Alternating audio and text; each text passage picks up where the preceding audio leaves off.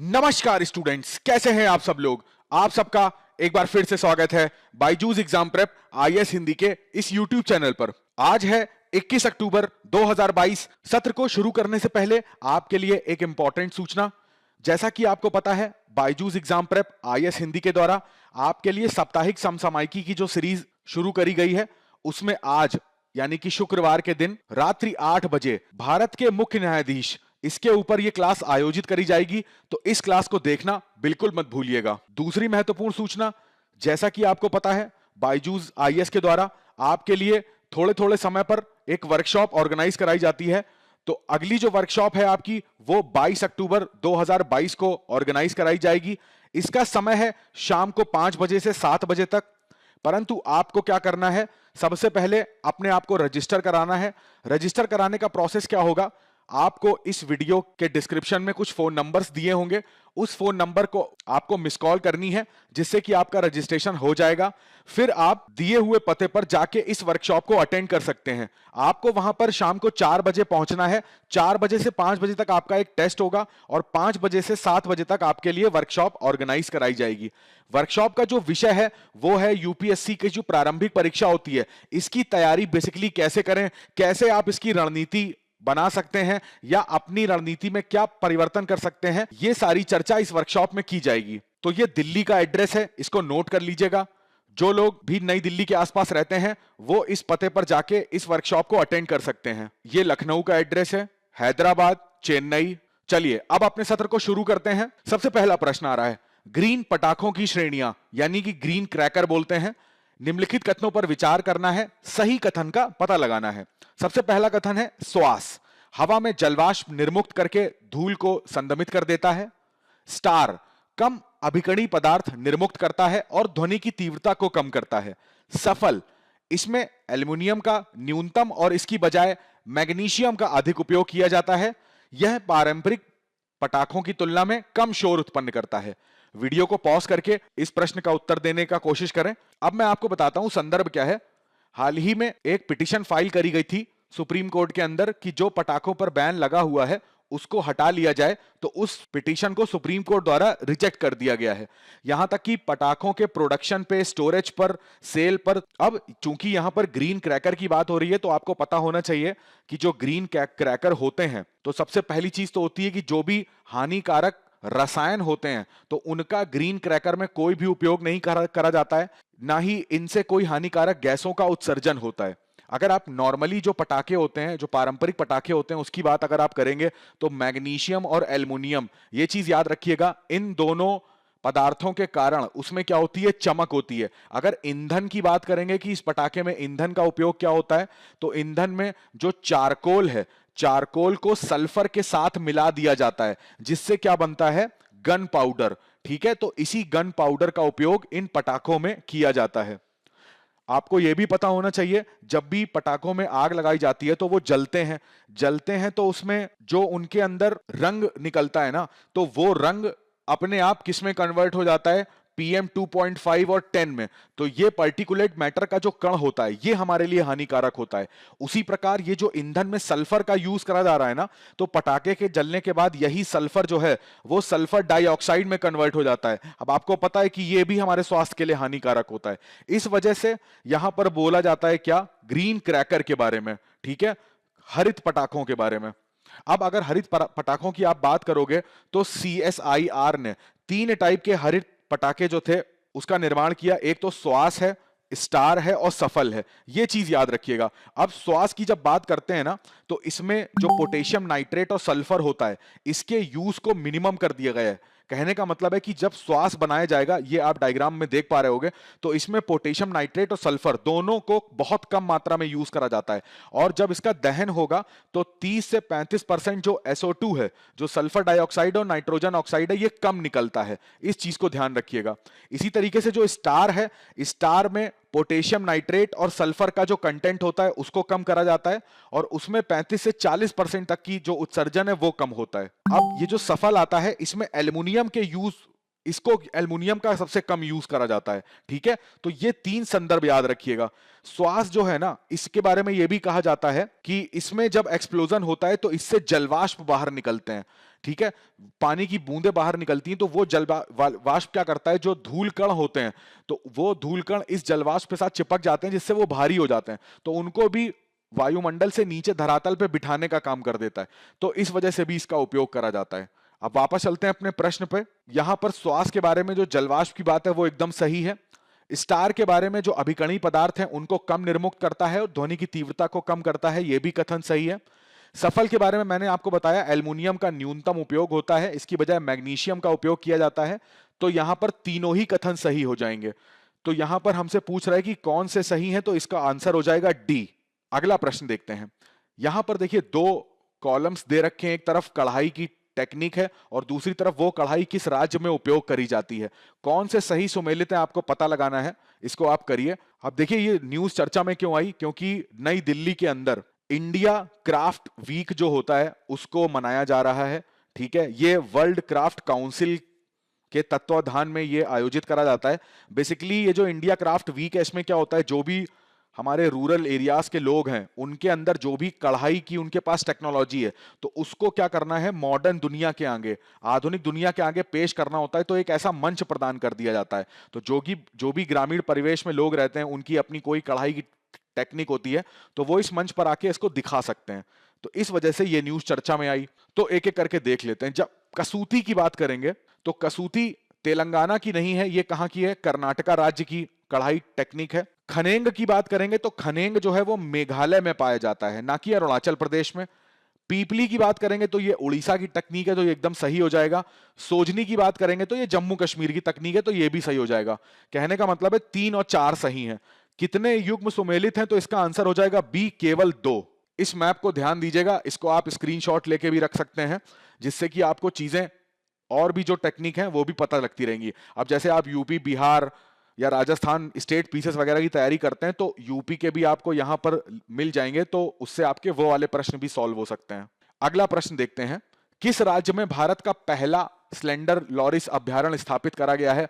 मुझे नहीं लगता कि इस प्रश्न में आपको कोई तकलीफ होगी, जल्दी से इसका सही उत्तर बताइए। अब जैसा कि आपको पता है कि तमिलनाडु जो है उसने क्या करा है, नोटिफाई कर दिया है फर्स्ट स्लेंडर लॉरिस सेंचुरी को। अब ये जो सेंचुरी है ये किसको इन्होंने नोटिफाई करा है? कडुवर स्लेंडर लॉरिस सेंचुरी जो है ये कहां पर आपको मिलेगी? ये बेसिकली मिलेगी कारूर जिले में प्लस डिंडीगुल जिले में। तो इन दोनों जिले में ये वाइल्ड लाइफ सेंचुरी आती है। इसी को घोषित कर दिया है कि ये फर्स्ट स्लेंडर लॉरिस सेंचुरी। आप इसको देख पा रहे होंगे, ये जिसको स्लेंडर लॉरिस बोलते हैं, बेसिकली ये क्या है, ये पेड़ पर रहने वाले जीव होते हैं। पेड़ पर रहने वाले जीवों के लिए एक वर्ड यूज होता है, उसको बोलते हैं एबोरियल।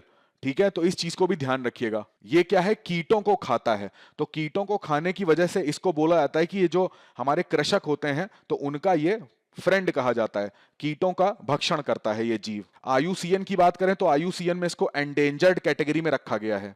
तो अब इसका आंसर आपको पता चल गया होगा, इसका आंसर क्या होगा, डी होगा। अगला प्रश्न देखिए, इंटरपोल के संदर्भ में निम्नलिखित में से कौन से गलत कथन है, इस चीज को ध्यान दीजिएगा। इसका मुख्यालय स्विट्जरलैंड के जेनेवा में है। रॉ यानी कि जिसको बोलते हैं रिसर्च एंड एनालिसिस विंग को भारत के राष्ट्रीय केंद्रीय ब्यूरो के रूप में नामित करा गया है।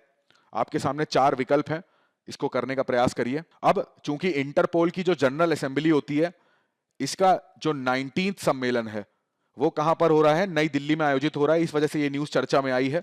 इंटरपोल के बारे में ये जान लीजिए कि जब भी 2 देशों के बीच में कोई क्राइम होता है, एक व्यक्ति अगर इस देश में क्राइम करके दूसरे देश में फरार हो जाता है तो वहां पर हम लोग किसकी मदद लेते हैं, इंटरपोल की मदद लेते हैं। अगर इसके हेडक्वार्टर की बात करेंगे तो वो आपको लियोन फ्रांस में मिलेगा। इस चीज को भी ध्यान रखिएगा। कुछ इंटरपोल नोटिसेस हैं, ये आपकी प्रारंभिक परीक्षा के लिए बहुत ज्यादा इंपॉर्टेंट हो जाते हैं, जैसे red, yellow, blue, black, orange, green. ठीक है, तो इनको भी याद रखिएगा। एक द हिंदू के विश्लेषण में मैंने आपको इंटरपोल के बारे में बहुत विस्तार से समझाया था। चलिए आज मैं आपसे इसी में से प्रश्न पूछ लेता हूं। आप मेरे को यह बताइए कि जो रेड नोटिस है, तो रेड नोटिस किसके लिए निकाला जाता है और ऑरेंज नोटिस किसके लिए निकाला जाता है, ये दोनों मेरे को कमेंट करके बताइएगा। अब अपने प्रश्न पे वापस जाते हैं। तो पहला, इसका मुख्यालय मैंने आपको बताया लियोन फ्रांस में है, तो ये वाला कथन ऐसा ही गलत हो जाएगा। राष्ट्रीय केंद्रीय ब्यूरो की बात करेंगे तो ये सीबीआई होता है, ना कि रॉ होता है, तो दूसरा कथन भी गलत हो जाएगा। तो हमसे पूछ रहा है कि कौन से कथन गलत हैं, तो यहां पर दोनों ही कथन गलत हो जाएंगे। तो ऑप्शन क्या हो जाएगा, सी ऑप्शन। अब 2022 इसी वर्ष प्रारंभिक परीक्षा में प्रश्न पूछा गया था, उस पर नजर डाल लेते हैं। सौर तूफान के बारे में बात हो रही है। जब वो पृथ्वी पर पहुंचता है तो पृथ्वी पर निम्नलिखित में से कौन से संभव प्रभाव होंगे? मैं चाहता हूं सभी लोग इस क्वेश्चन को, वीडियो को पॉज करके अटेम्प्ट करें। देखिए, जब भी ये जो सौर तूफान होता है ना, सौर तूफान का मतलब क्या होता है? बेसिकली इससे निकलते क्या है, सौर फ्लेयर्स बोलते हैं जिनको, प्रज्वाल बोलते हैं। ये हमारा सूर्य है, नाभिकीय संलयन अभिक्रिया होती है। तो कभी कभी जब इसके अंदर का जो चुंबकत्व होता है बहुत ज्यादा बढ़ जाता है तो अचानक से विस्फोट होता है, और ये जो सौर तूफान होते हैं इसी में से सौर फ्लेयर्स निकलते हैं। तो जो सौर फ्लेयर्स होते हैं वो हमारी पृथ्वी की तरफ बढ़ते हैं। अब आपको पता है कि पृथ्वी के चारों ओर भी एक मैग्नेटोस्फेयर काम करता है।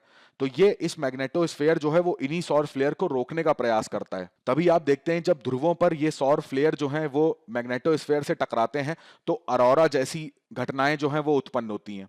और दूसरा, ये सौर फ्लेयर होते हैं तो अब चूंकि यहाँ पर पृथ्वी के द्वारा सैटेलाइट भी होते हैं छोड़े हुए, जो हमारे कृत्रिम उपग्रह होते हैं, तो उनको क्षति पहुंचाने का काम करते हैं ये। तो जब वो क्षतिग्रस्त होंगे तो उनसे निकलने वाली जो भी हमारा और उनके बीच का जो संचार होता है वो भी बाधित होता है। तो यहां पर देखिए, जीपीएस और नेविगेशन प्रणालियां विफल हो सकती हैं, एकदम सही है। विषुवतीय रेखाओं में सुनामियां आ सकती है, तो देखिए ये पृथ्वी तक तो पहुंच ही नहीं पाते हैं तो सुनामियों का कारण नहीं बन सकते हैं। बिजली ग्रिड क्षतिग्रस्त हो सकती है, ये सही है। अगर वो ग्रिड जो है उसका लिंक सैटेलाइट से होता है तो सैटेलाइट के माध्यम से जो भी संचार होगा वो बाधित होगा, तो उसको प्रभावित ये कर सकते हैं। पृथ्वी के अधिकांश हिस्से पर तीव्र ध्रुवीय ज्योतियां घटित होती हैं, अरोरा होता है, तो ये बिल्कुल सही कथन है हमारा। ग्रहों पर अधिकांश हिस्से पर दावाग्नियां घटित होती हैं, तो ये गलत हो जाएगा। दावाग्नियों का मतलब है जंगल में जो आग लग जाती है, तो जंगल में आग लगने का कारण सोलर फ्लेयर नहीं होती हैं। उपग्रहों की कक्षाएं विक्षुब्ध हो सकती हैं, परिवर्तित हो सकती हैं, ये एकदम सही है। ध्रुवीय क्षेत्रों पर उड़ते हुए जो वायुयान है उनका रेडियो संचार बाधित हो सकता है, यह भी सही है।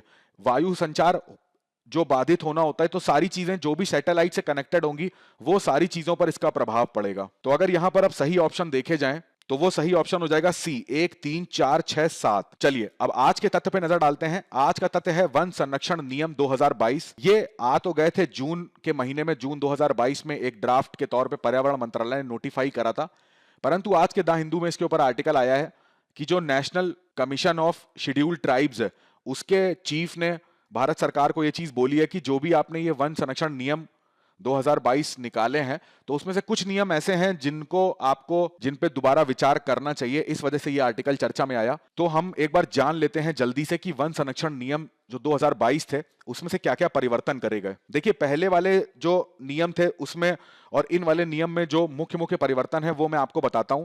जैसे सबसे पहले क्या होता था, यहां पर जिसपे थोड़ा सा डिस्प्यूट हो रहा है, विवाद हो रहा है, तो पहले अगर कोई भी जो वन की जमीन होती थी उसको अगर उद्योग के लिए या फिर रोड्स बनाने के लिए, रेलवे बनाने के लिए, पुल बनाने के लिए यूज करना होता था या खनन के लिए यूज करना होता था, जो ड्वेलर्स होते हैं, जो वहां के लोग रहने वाले होते हैं, उनसे एक अनुमति की आवश्यकता होती थी। परंतु अब ये अनुमति की आवश्यकता इन नए नियमों में नहीं रखी गई है। दूसरा, जब भी क्या होता है ऐसा कोई भी प्रोजेक्ट वन पे लगता है तो सबसे पहले केंद्र सरकार को सूचित करना पड़ता था। ये केंद्र सरकार का काम क्या होता था, जो फॉरेस्ट की एडवाइजरी कमेटी है ये उसको ये काम सौंपती थी। ये फॉरेस्ट की एडवाइजरी कमेटी उस स्टेट सरकार को यानी कि राज्य सरकार को ये बताती थी कि आपकी जमीन पर ये चीजें बननी है, जो जंगल की जमीन है। अब ये स्टेट जो राज्य की सरकारें हैं ये उस ग्राम सभा से यहां पर परमिशन मांगी जाती थी, परंतु इस नए वाले अधिनियम में इस ग्राम सभा से भी जो परमिशन की बात है उसको हटा दिया गया है। इसका एक ये भी रीजन दिया गया है कि जिससे क्या होगा, निर्णय जो है वो त्वरित लिए जाएंगे। परंतु यहां पर क्या है, जैसे माने ड्वेलर्स का जो अनुमति है उसको भी कंसेंट को हटा दिया, ग्राम सभा के कंसेंट को भी हटा दिया। तो इन दो चीजों को लेकर काफी ज्यादा विवाद यहां पर देखने को मिला। दूसरा, यहां पर क्या होता था कि जैसे जो कंपनसेटरी एक क्षतिपूर्ति दी जाती थी कि भाई जंगल के अंदर अगर कोई उद्योग लग रहा है तो इस उद्योग को लगाने वाले को एक क्षतिपूर्ति देनी होती थी, और वो क्षतिपूर्ति ऐसी थी कि उसे दूसरी जगह पर उतने ही मूल्य के जो पेड़ थे वो लगाने होते थे। जब तक वो ये नहीं लगा लेगा तब तक उसको यहाँ की परमिशन नहीं मिलेगी। तो इसमें भी काफी डिले होता था। अब इस नियम का परिवर्तन ऐसे कर दिया गया है कि जो ये एक्स है, जो किसी जंगल में उद्योग लगाना चाहता है तो उसका जितने पेड़ यहां पर काटे जाएंगे उसका एक मूल्य निकाला जाएगा, और कहीं पर भी जहां पर भी ऐसे पेड़ लगे हुए हैं नॉन फॉरेस्ट लैंड में उस संपत्ति को, जिसकी ये संपत्ति है, उसको ढूंढा जाएगा। ये व्यक्ति उस दूसरे व्यक्ति को उतना पैसा देके इसकी लैंड ये खरीद लेगा। तो उससे क्या है, ये तुरंत हो भी जाएगा, तुरंत उस जगह पेड़ इसको लगे हुए मिल भी जाएंगे, तो डिले नहीं होगा। अब ऐसे में क्या है कि जो ये वाले व्यक्ति हैं, इनको भी अपनी जमीन पर पेड़ लगाने का एक अवसर मिलेगा। इनको पता लगेगा कि देखो भाई, हमें मिलेंगे पेड़ लगाने के पैसे, तो ये अपनी नॉन फॉरेस्ट लैंड पर पेड़ लगाएंगे, जिससे कि जो वन की क्षतिपूर्ति है वो भी पूरी हो जाएगी। दूसरा, यहां पर कई सारी समितियों का गठन करा गया है। जैसे स्क्रीनिंग समिति की बात कर रहे हैं, तो स्क्रीनिंग समिति का बेसिकली काम क्या होगा, ये प्रत्येक राज्य में और केंद्र शासित प्रदेश में बनाई जाएगी। 5 सदस्यों की समिति होगी। जहां पर भी 5 हेक्टेयर से 40 हेक्टेयर के बीच की गैर खनन परियोजनाएं होंगी ना, उनसे जुड़े जो भी प्रस्ताव होंगे वो इस समिति को भेजे जाएंगे। इस समिति को 60 दिन के अंदर ये बताना होगा कि यहां पर ये परियोजना लगाई जाए कि ना लगाई जाए। अगर खनन परियोजनाओं की बात है तो उसमें 75 दिन भी ये समिति ले सकती है। इनको कम से कम 1 महीने में 2 बार अपनी बैठक करनी होगी और बैठक में ये सारे जो प्रस्ताव है इन पे चर्चा करनी होगी। इसी तरीके से सलाहकार समिति है, इसमें 6 सदस्य होंगे। अब ये केंद्र सरकार को सलाह देगी कि जो भी वनों का संरक्षण है उससे संबंधित जो भी मुद्दे इसके पास आएंगे। इसी तरीके से क्षेत्रीय अधिकार प्राप्त समितियां हैं, इनका बेसिकली काम क्या होगा, जैसे सड़क, राजमार्ग, इन टाइप के जो प्रोजेक्ट होते हैं जो वनों के भीतर से निकल रहे होंगे, तो उस वन के एरिया में जो क्षेत्रीय अधिकार प्राप्त समितियां हैं, इसमें क्या होगा, 40 हेक्टेयर तक की भूमि अगर इस प्रोजेक्ट के अंदर है तो वहां पर ऐसे प्रस्तावों पर चर्चा करने का अधिकार के लिए इस समिति को बनाया गया है। तो ये कुछ मुख्य प्रावधान हैं जो वन संरक्षण नियम 2022 में बनाए गए थे। तो चलिए, आज के सत्र में बस इतना ही रखते हैं। मैं आशा करता हूं आज का सत्र आपको अच्छा लगा होगा। अच्छा लगा है तो इस वीडियो को लाइक, शेयर और सब्सक्राइब करना बिल्कुल मत भूलिएगा। मिलते हैं अगले सत्र में कुछ नए प्रश्नों के साथ। तब तक अपनी पढ़ाई करते रहिए, स्वस्थ रहिए और अपने माता पिता का बहुत सारा ध्यान रखिए। आप सभी का बहुत बहुत धन्यवाद।